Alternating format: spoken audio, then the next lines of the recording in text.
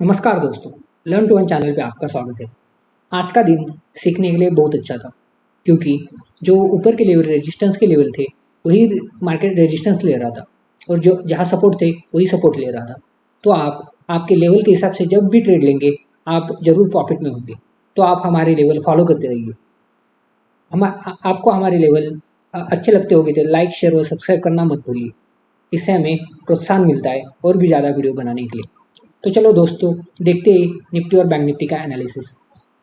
तो आज पूरे दिन मार्केट एक ही रेंज में घूमता रहा। तो पहले सुबह सुबह हमारी एक लेवल थी जहाँ की सपोर्ट था। एक रेंज में तो ओपन होने के बाद हमने कहा था कि 40,480 के ऊपर हमें एक ट्रेड अच्छा सा ट्रेड मिल सकता है। लेकिन market directly gap down open हुआ 510-20 के आसपास, और वहीं से मार्केट ऊपर चला गया। तो वहीं से वहाँ थोड़ा ऊपर चलने के बाद नीचे हमारे एग्जैक्ट इसी ट्रेंड लाइन को सपोर्ट लिया। 40,400 के आसपास एक सपोर्ट मार्केट ने लिया और वहीं से घूमा। यहाँ हमें एक बहुत अच्छा सा ट्रेड मिला, क्योंकि यहाँ मैं जब भी कहता था ना, सपोर्ट के पास कोई भी पॉजिटिव कैंडल देखनी चाहिए, तो आप एक हैमर कैंडल देख सकते। एग्जैक्ट हमारे सपोर्ट के पास बनी हुई थी। ये हमारा सपोर्ट था और एग्जैक्ट यहाँ हैमर कैंडल बनी। यहाँ से हमें कॉल के साइड एक बहुत अच्छा सा ट्रेड मिला। तो हमारे ऊपर के टारगेट भी हमें अचीव हो गए। 40,600 का हमारा ऊपर का टारगेट था और उसके ऊपर भी हमारा 40,750 का टारगेट था। लेकिन मार्केट ऊपर सिर्फ 40,700 के पास ही गया और वही दिन भर घूमता रहा। तो आज देखते हैं हम कि ये कल क्या कर सकते हैं। मार्केट आज 10, 11, 12 बजे के बाद मैं देख लेता हूँ पहले टाइम कितना होता। 9, 10 बजे के बाद पूरा दिन एक ही रेंज में मार्केट घूमता रहा। इस रेंज में मार्केट पूरा दिन घूमता रहा। तो मैं इसी रेंज का ब्रेक होने का इंतज़ार कर रहा था दिन भर, लेकिन आखिरी दिन का ये रेंज ब्रेक नहीं हुई। लेकिन मार्केट खत्म होने के पहले ये रेंज ब्रेक होने वाली थी, लेकिन हमने यहाँ ट्रेड नहीं लिया क्योंकि ऑलरेडी 3:25 हो गए थे। तो चलो देखते हैं कि कल के लिए क्या कर सकते हैं हम। तो हम कल के लिए ये रेंज ब्रेक होने का ही इंतज़ार करेंगे, क्योंकि कल इसी रेंज में ओपन होने के बाद हम इसी ऊपर एक ट्रेड लेंगे और 40,550 के नीचे एक और ट्रेड लेंगे। 40,550 के नीचे हम एक पुट लेंगे और 40,700 के ऊपर हम एक कॉल लेंगे। 40,550 के नीचे हम एक पुट ले सकते हैं और हमारे नीचे के लिए टारगेट हो गए 40,480।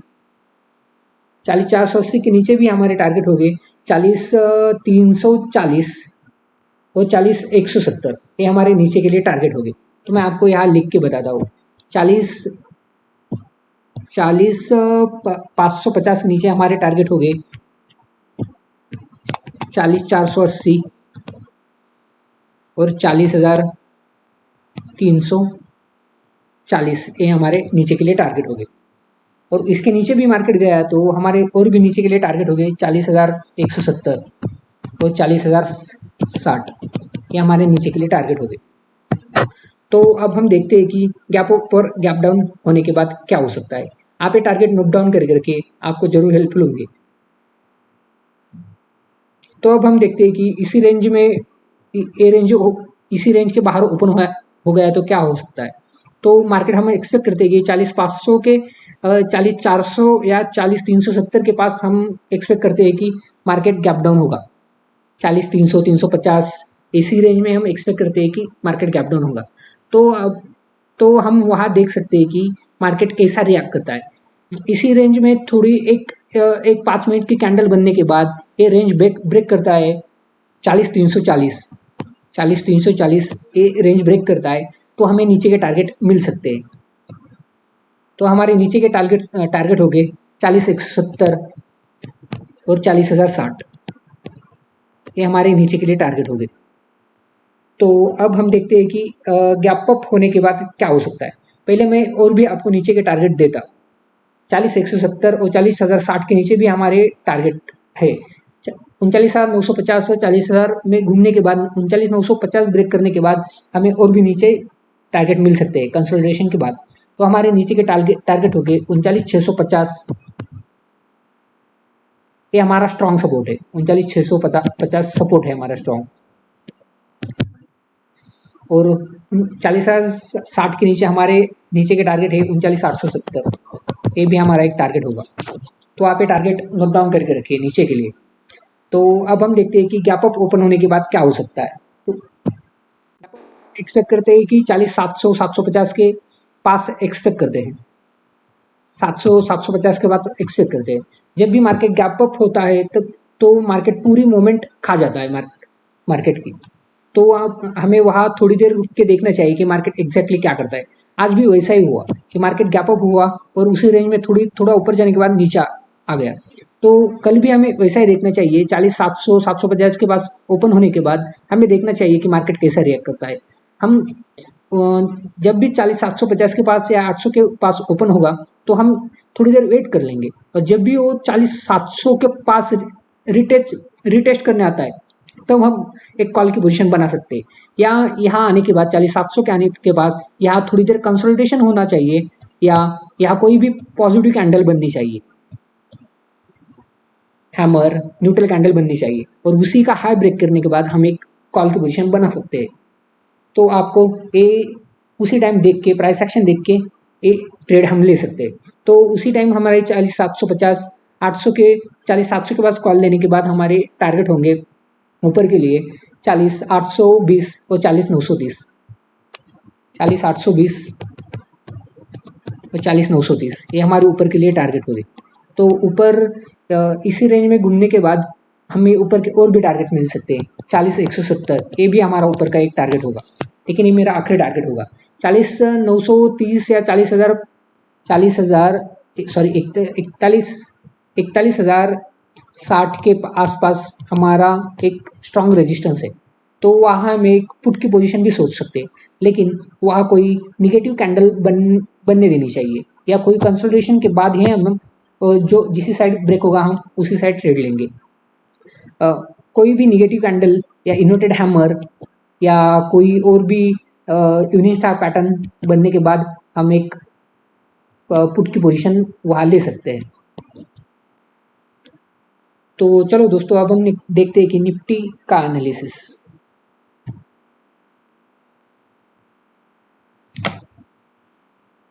उससे पहले हम देख लेते हैं कि बैंक निफ्टी के अदर बाकी चार्ट्स भी देख लेते हैं हम। यहाँ बैंक निफ्टी को 15 मिनट पे एक चैनल ड्रॉ होता है इसी रेंज से एक चैनल ड्रॉ होता है बैंक निफ्टी के लिए। तो इसी रेंज में घूमने के बाद ये रेंज को भी हमें अच्छी तरह से ऑब्जर्व करना चाहिए। इसी रेंज का हाई है 40,960 और लो है 40,330 के आसपास। तो ये रेंज भी हमें वॉच करनी चाहिए। ऊपर के टारगेट हो गए हमारे 40,960 और नीचे के टारगेट हो गए 40,330 के आसपास। तो ये भी रेंज हमें वॉच करनी चाहिए कल के लिए। तो हम उस 1 आवर के चार्ट भी यही चैनल आता है। तो अब हम देखते हैं कि निफ्टी का एनालिसिस। तो निफ्टी को एक ट्रेंड लाइन आती है, ए ट्रेंड लाइन यहाँ नीचे से आती है। तो अब हम 17,700 से ये ट्रेंड लाइन आती है। तो हमारे इस ट्रेंड लाइन का ब्रेक होने का हम थोड़ी देर इंतज़ार कर लेंगे। तो ये ट्रेंड लाइन कहाँ से ब्रेक होती है? 17,900 से ये ब्रेक हो सकती है। 17,900 के नीचे ये ट्रेंड लाइन ब्रेक होगी, तो इसे नीचे हमें अच्छा ट्रेड मिल सकता है 17,900 के नीचे। तो हमारे 17,900 के नीचे हमारे टारगेट हो गए 17,780, 17,780। उससे पहले हमारा 860 भी ए भी टारगेट होगा। 17,900 के नीचे हमारे टारगेट हो गए 17,860 और 17,785। ये हमारे नीचे के लिए टारगेट हो गए। उसके नीचे भी गया तो हमारे नीचे के लिए टारगेट है 17,715 और 17,690। ये स्ट्रॉन्ग सपोर्ट है। 17,715 टू 690 एक स्ट्रॉन्ग सपोर्ट है। तो मैं इसके नीचे मार्केट एक्सपेक्ट नहीं कर रहा हूँ, लेकिन कुछ भी हो सकता है। Market is supreme. तो अब नीचे की टारगेट भी हमें लिख लेनी चाहिए या याद रहनी चाहिए। तो हमारा नीचे का टारगेट भी होगा 17,515, ये हमारा नीचे नीचे का और एक टारगेट होगा। तो आप ये टारगेट नोट डाउन कर करके आपको जरूर हेल्पफुल होंगे। तो अब हम देखते हैं कि गैप अप ओपन होने के बाद क्या हो सकता है। तो मार्केट आज दिन भर एक ही रेंज में रहा। तो वो रेंज थी 17,930 नीचे के लिए और 17,980 ऊपर के लिए। तो हमारे ऊपर के टारगेट थे 17,900 और 17,980, ये हमारे ऊपर के लिए टारगेट थे। 17,965 और 17,980 के बीच में कंसोलिडेट होना चाहिए, ऐसा ही हमने कहा था। तो एग्जैक्टली वैसा ही हुआ कि मार्केट कंसोलिडेट होता रहा 17,900 17,980 के बीच में। तो अब हम देखते हैं कि ये किस साइड ब्रेक करता है। इसी साइड ब्रेक करने के बाद 17,900 के नीचे हमें एक अच्छी सी मूवमेंट मिल सकती है। तो 17,900 के नीचे हमारे टारगेट मैंने अभी अभी बता दिया आपको 17,860 और 17,785, ये हमारे नीचे के लिए टारगेट होगी। लेकिन यही रेंज ऊपर ब्रेक करने के बाद हमें कौन से टारगेट मिल सकते हैं, ये अब हम देख लेंगे। इसी रेंज में कंसोलिडेट करने के बाद और ये रेंज ब्रेक ऊपर के लिए ब्रेक होगी तो 18,000 के ऊपर हमारे टारगेट होंगे 18,000, 18,030 और 18,080, ये हमारे ऊपर के लिए टारगेट हो गए। और इसके ऊपर भी गया तो हमारा और भी एक टारगेट होगा 18,125, ये हमारे ऊपर के लिए टारगेट हो गए। तो आप ये टारगेट नोट डाउन करके रखिए। लेकिन मार्केट ये पहले देखना चाहिए कि इसी रेंज में ओपन होने के बाद ऊपर जाना चाहिए, तभी हमें ऊपर के टारगेट मिल सकते हैं। या इसी रेंज में ओपन होने के बाद हमें नीचे 17,900 ब्रेक करने के बाद एक हमें अच्छे से टारगेट मिल सकते हैं। 17,900 ब्रेक करने के बाद एक छोटा स्मॉल 10-20 पॉइंट का एसएल रख के हम एक पुट की पोजीशन ले सकते हैं 17,900 के नीचे, और उस 18,000 के ऊपर हम एक कॉल की पोजीशन ले सकते हैं 18,000 के ऊपर 18,000 के ऊपर। तो अब हम देखते हैं कि गैप डाउन ओपन होने के बाद क्या हो सकता है। तो गैप डाउन हम एक्सपेक्ट करते हैं कि 17,900 के नीचे हम 17,840 या 17,860 के आसपास हम एक्सपेक्ट करते हैं कि गैप डाउन होगा।